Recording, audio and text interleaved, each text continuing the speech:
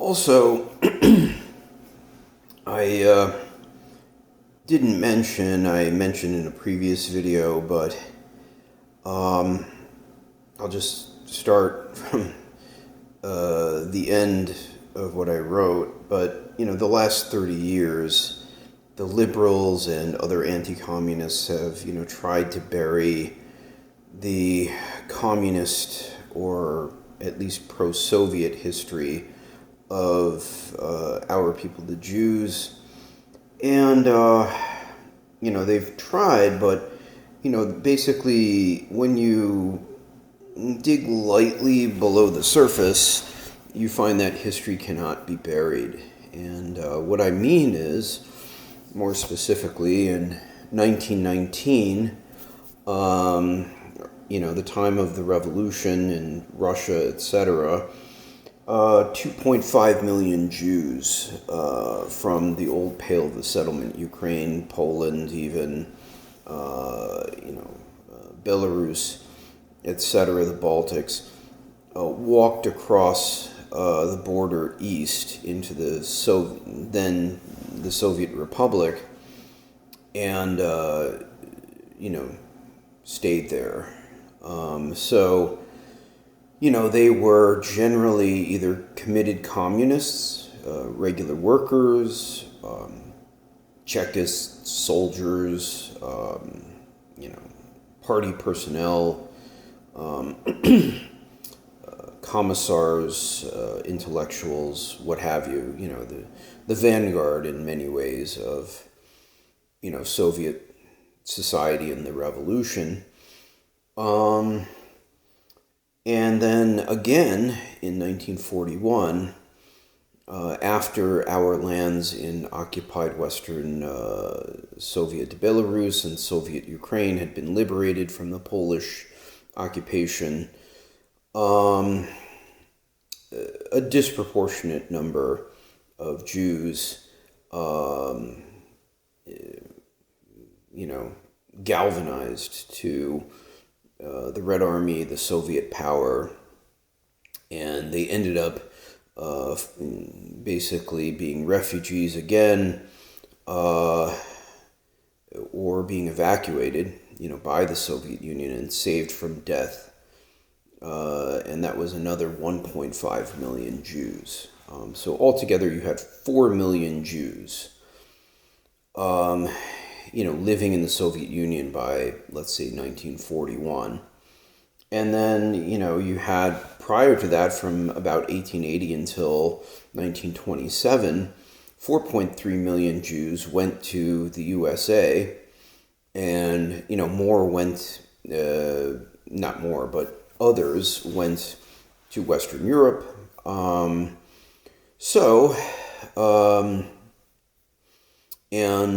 even in the West, before and after the revolution, many, probably a plurality or even a majority of those Jews were either sympathetic to the Soviet Union, or they were even communists or fellow travelers. And,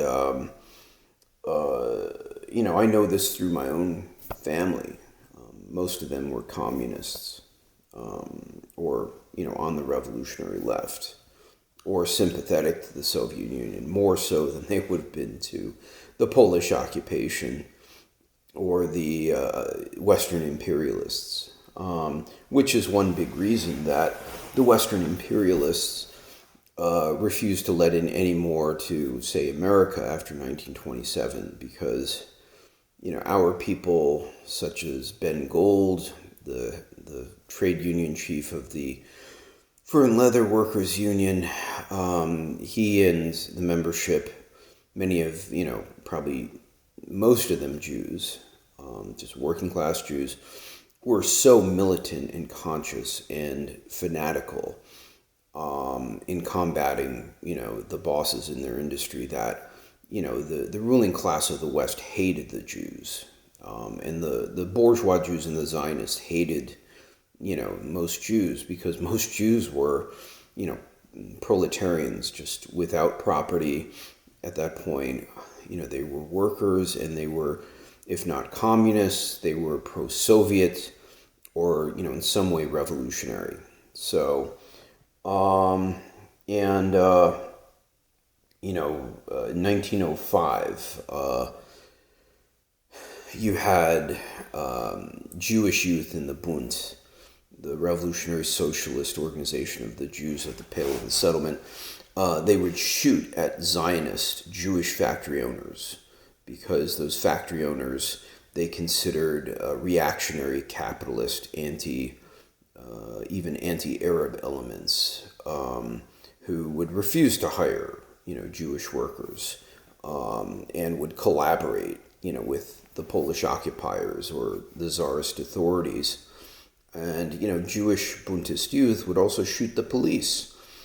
I'm sure many of the 17,000 Tsarist authorities, most of whom were police, who were shot by revolutionary forces from 1880 to 1917, most of those, or many of those, I should say, doing the shooting were Jewish. So, our people were messianic, highly educated compared to the peasantry, fanatical and violent. Look up Herschel Kert and Shlomo Schwarzbart, and that was replicated all throughout the Cheka, which became the KGB, the Red Army. Many of the top Red Army people were Jews, and many militants like myself, were ready to get violent. Not only organized, but, if you were a pig or an oppressor, we would kill you. So, like the Palestinians today, there's a lot of parallels there in terms of, martyrs and willingness to kill and be killed. So, and that a lot of that comes from the Middle Eastern culture, 2,000 years or so back. So, at any rate,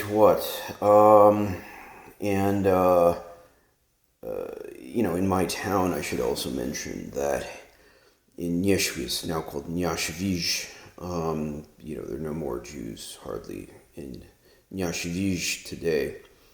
But, after the war, 45, it was noted, the communists, the officials, renamed the old Jewish cemetery, which basically was destroyed as a symbol of feudalism and Jewish, bourgeois oppression. They ripped out the tombstones, but they made it into a park, and they called the park Park Slavi Komsomola, which means glory to the young communist park. And, today is the anniversary of the founding of the young communists, the Komsomol. In a way, that tradition continues with the rebellion in Gaza or the Arab world. Many of the people in the third world, in the Arab world, are youth. And, willing to lay down their lives against imperialism, just like my people were and did. So, that park, that old cemetery, was renamed in their honor. So, and the Zionists, they were a minority. They were the bourgeois and the backward. It was just some sort of reactionary utopian fantasy that Jews in Eastern Europe or whatever, Eurasia would migrate to, a tiny state, Palestine, and then, displace the native population, to whom we're related, but and then live, amongst more hostile peoples, in an even more backward place. Instead of, we had the Soviet Union, basically, which was right there. And so, half of world Jewry, pretty much, relocated to the Soviet Union. And, that was Mecca, to the majority of Jews. Moscow, not Jerusalem. And even to Jews, my family in New York, Moscow was Mecca, not New York, not Jerusalem. These Zionists in 1939, the regional head of the Zionists, Rozovsky, I think his name was, I have the book downstairs, Soldiers of the Ghetto Rebellion, written by a Zionist about the first ghetto rebellion organized on my family's block. But he mentions that the regional Zionist head was deported by the people's militias, I assume, which 60% of whom in our town were Jewish youth. So, basically, you could say revolutionary Jews deported counter-revolutionary Jews, and Rozovsky was put on a freight car to Siberia, and he basically died there of exposure. He was never heard from again. And I'm sure, bourgeois Jews, Zionist Jews, rebbes, etc., they were shot by these people's militias, who were mostly revolutionary Jews. So 60%, joined by the peasantry, mostly. And, who'd also suffered greatly under the Polish occupation and due to the collaboration of bourgeois Jews. What else? That's about it. It's good to remember. I mean, nowadays most Jews are just, shitlibs. But, there's, I guess, 20% of the Jews in the U.S., I guess, are, not so hot on Zionism, anti-Zionist perhaps. But there's been decades of propaganda in favor of Zionism, and those, the best Jews were, basically, not necessarily murdered, although I guess a number of, hundreds of thousands probably were that were left behind. But, the Soviet Jews, basically, who were pro-communist, they degenerated socially and politically, I guess, maybe most of them. I don't know. It's a real question. They became more bourgeois, like the Jews in the West.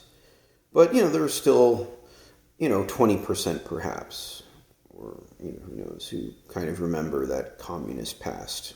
So, and, so hopefully, the proletariat of the East, the working class of the East, the peasants of the East, can renew that struggle and that movement in future. So